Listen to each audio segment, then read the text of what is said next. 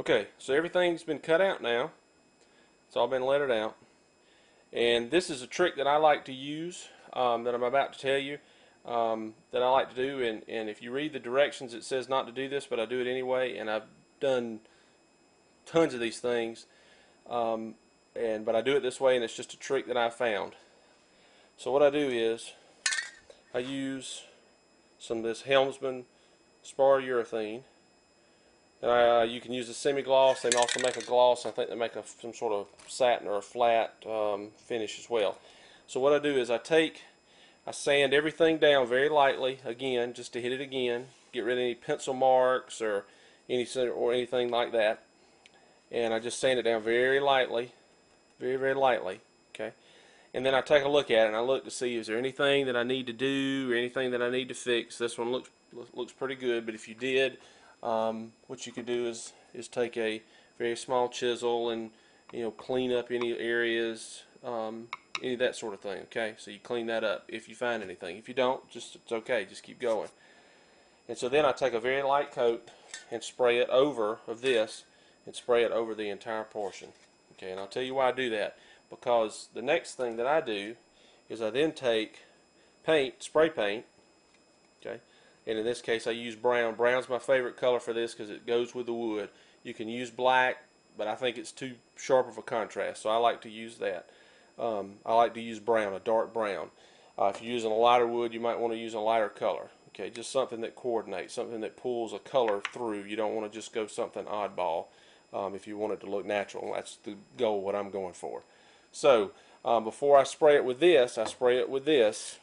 Okay. And the reason I do that is because this wood is very porous. Okay, this is unfinished wood, very porous, and now that we have cut into it, okay, with this, we have made it even more porous, and it's going to soak up any paint that we do, because what we're going to do is we're going to paint the whole thing one color, and then we'll go back, and I'll show you in a little bit, I'll sand it back off, and what will be left is what's in the grooves. If you do not do this step before this, and again, this is my trick, do what you want, what you're going to do is you're going to get a bleed right through here. It's going to bleed, and I'll use my pointer. It's going to bleed right through here, and you're going to, all those grains are going to pick up that color, and it's going to bleed right through here. So by spraying also on the surface here, it will soak up all that paint, and you'll have to do a tremendous amount of sanding. So this is just a shortcut. Spray a little bit in a very light coat. Don't put it on heavy. Very, very light. Just dust it on, as I've heard guys say. Just dust it on very, very lightly. And then let it dry. And you don't have to let it dry a tremendous amount of time. Depending on your weather, it could be anywhere from 2 hours to 4 hours. But just let it dry, just till it's it's not really tacky anymore. It may be a little grippy, but you just just use your judgment. But anywhere from between 2 and 4 hours, depending on your weather. If it's very cold where you are, you might have to let it sit overnight. Okay, but just do that, and you don't need to sand it for that. So the next step that we'll take is we'll actually use our paint, and we'll paint the entire surface across, and I'll show you that after I get finished.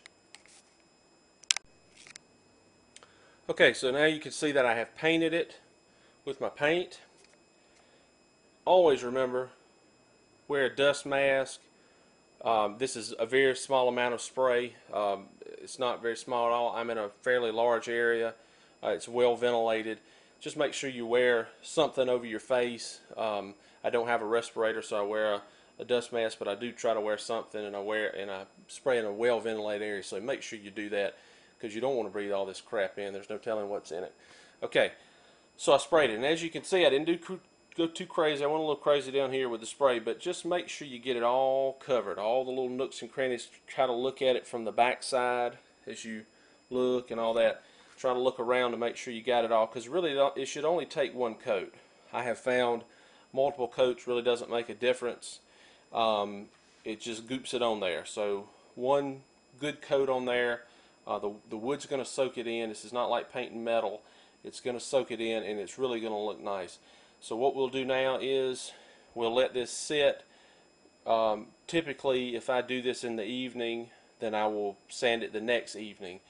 You want to let this dry really well before you start sanding it, because if you don't, you could get it to peel away just let it dry. Okay. Two other things one thing I forgot to mention earlier is I actually had a deep scratch right here. It was just part of the wood. I didn't want to sand it down. I just left it, and also had a little bit here. So if you see a deep scratch in an area, just go ahead and put a little bit of tape over it.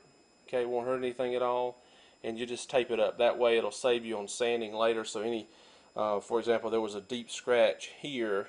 I don't know if the camera's picking it up, but I would have covered that up if I was going to paint in that area. So it's okay if you see anything you want to tape out, but you don't have to do a lot of taping, just if you see a deep scratch.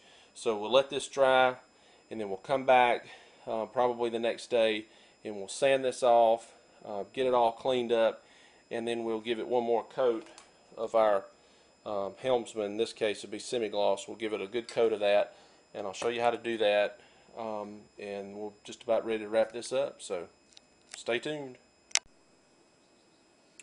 Okay, so everything's dry now, and I'm using my 150 on my random orbital sander, and just going to be sanding across. Okay, take your time. Just make sure you leave it flat to the surface. Don't dig it in or try to do this or any of this sort of stuff. Just leave it flat and let the sander do the work, and trust me, it'll turn out much better. Just leave it, and it may take you several minutes to work your way across and get all the pieces, but just leave it flat. You've got plenty of surface there.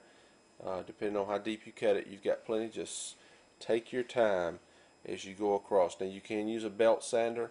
I think it takes off too much material and you lose some of your detail of your letters. Just take your time and make your way across. So I'll show you as after I finish this, I'll show you what it looks like.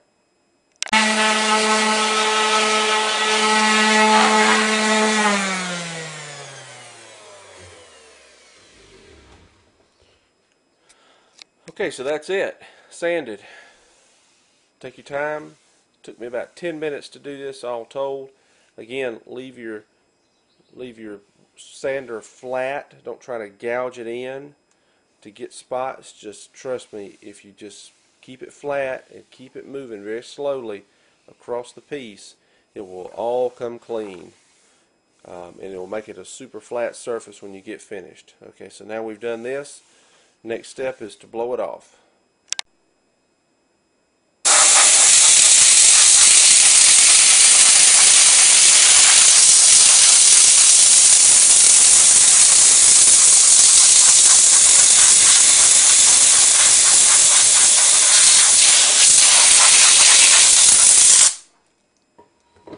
Okay, there you go. There's your sign, ready to be left natural. Again, you can use the outdoor protectant. You can use that and spray across there, which is usually what I do. I usually put one light coat on it, and usually what I do then is I put this screw in so I can hold it when I spray it. I'll put some eye hooks in here. You can drill holes in the side to attach it to a fence or anything you like, or you can put a hanger on the back, that sort of thing. So that's it. So that's the project. So good luck with your project, and I'd like to say special thanks to Pete at SWRNC and DIY Auto School for inspiring this, and also to Darren over at VW Darren's channel, and I'll put links to this for his inspiration as well. So good luck with your project.